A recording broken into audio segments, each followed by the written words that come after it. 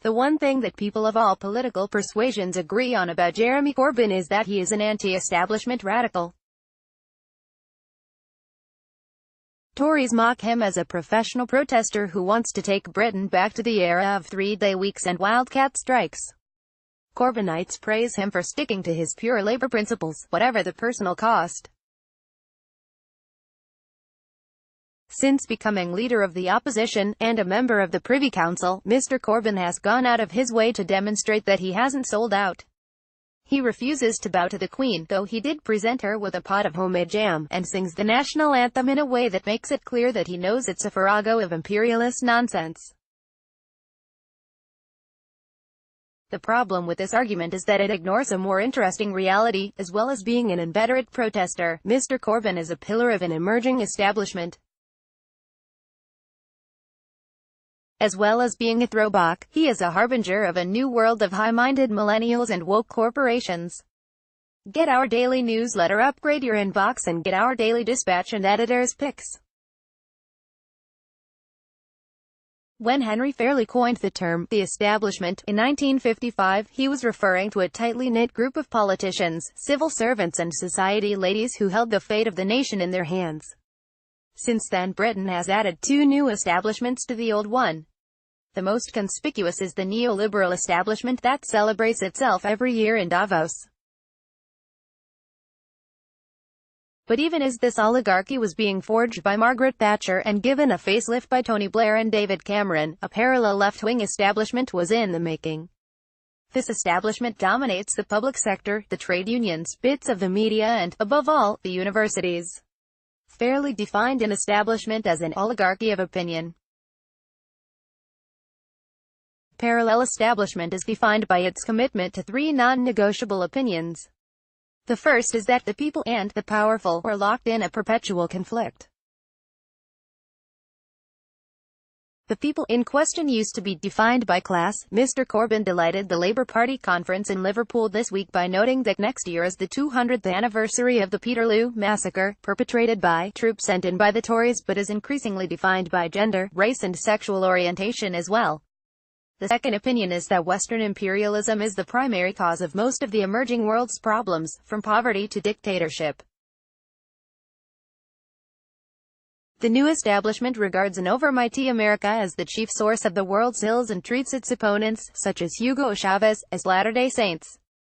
Mr. Corbyn's attitude to Israel is driven less by anti-Semitism than by this West is worst narrative. He can't help regarding Israel as an exemplar of Western imperialism and the Palestinians as virtuous freedom fighters. The third opinion of the new establishment is that capitalism is a deeply flawed system, haunted by irrationalities and contradictions that only enlightened members of the new elite can fix. Clever academics and journalists have been thinking up ways of rewiring capitalism for decades, for example by giving more voting power to long-term shareholders or changing the composition of company boards.